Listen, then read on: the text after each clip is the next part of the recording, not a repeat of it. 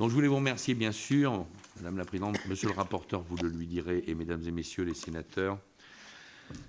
Je voulais profiter effectivement de cette fin d'entretien pour parler de certains faits qui vont retoucher d'ailleurs le problème sécuritaire, ou tout au moins le problème de la haine et de la violence et de l'incompréhension qui tourne autour de cette chasse aujourd'hui. Alors je sais effectivement que ces propos vont encore m'amener plein de problèmes, mais on y est habitué, et surtout beaucoup de menaces de mort. Mais je reviens à ces menaces effectivement qui sont proférées sur les réseaux sociaux, malheureusement, souvent en toute impunité. À quand une véritable loi pour endiguer ce mal de notre société qui touche malheureusement perpétuellement ces deux mondes? De nombreux chasseurs et la famille subissent comme moi aujourd'hui des harcèlements d'une rare violence à partir des réseaux sociaux et dont les sanctions pénales se résument trop souvent à de simples stages de citoyenneté. Depuis quelques années, plusieurs jeunes se sont suicidés en lien direct à leur appartenance avec le monde cinégétique suite effectivement à ces harcèlements. Les réponses des tribunaux ne sont malheureusement pas toujours à la hauteur du calvaire que vivent ces personnes et leurs familles,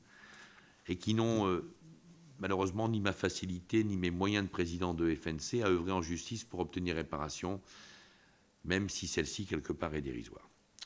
Que dire aussi, j'ai 3 points Madame la Présidente, que dire aussi de cette propagande anti-chasse qui se développe dorénavant au sein même de nos écoles, là où l'on voit une certaine bienveillance de certains rectorats à laisser passer des ouvrages de propagande, de programmes scolaires ou en périphérie de celui-ci, traitant de la méchanceté des chasseurs à tuer Bambi et ses amis de la forêt et des champs. Je voulais revenir là-dessus parce que pas plus tard que la semaine dernière,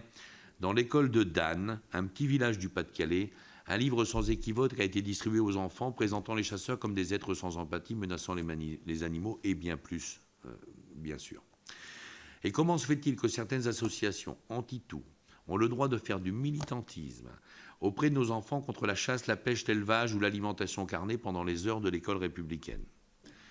Et tout cela sans contrôle, ni contradictoire, alors que nos structures fédérales sont pourtant toutes agréées en matière de protection de la nature et ne peuvent toujours pas officiellement intervenir pour parler de biodiversité ordinaire dans les classes en raison du dogmatisme de certaines académies.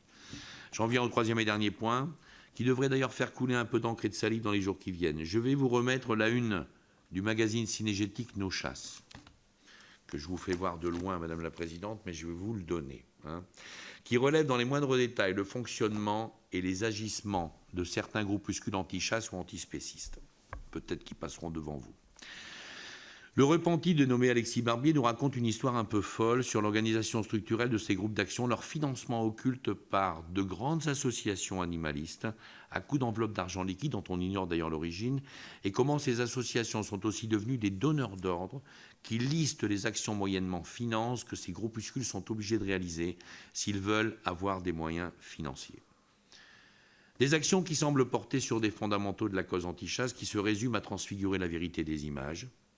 et des mots, j'en reviens d'ailleurs à ce qui est fait dans le site de Un jour un chasseur, à détruire et brûler les infrastructures cinégétiques et bien d'autres choses encore. Tout cela, mesdames et messieurs, fait froid dans le dos et met en lumière les dérives de ce soi-disant camp du bien, de ces grandes associations à la plus petite cellule dormante qui aujourd'hui semble fonctionner selon des méthodes mafieuses et menace dorénavant l'intégrité physique des gens qui ne partagent pas leur idéologie. Je sais de quoi je parle. Pourquoi j'évoque ces points en conclusion de notre audition? Car ils font partie de ce harcèlement sécuritaire de l'opinion publique, par des propos ou des écrits totalement déformés et mensongers, porteurs de haine et de violence destinés parfois, malheureusement, aux plus jeunes d'entre vous, comme je viens de le décrire. Madame la Présidente, dans les jours qui viennent, je porterai donc sur votre site 3 premières pétitions, très à la mode, qui illustrent parfaitement la conclusion de mes propos. J'en appellerai d'ailleurs aux chasseurs, comme aux autres usagers de la nature qui sont en droit de demander que ces sujets soient traités avec le même sérieux qui est le vôtre dans cet audit de la sécurité à la chasse.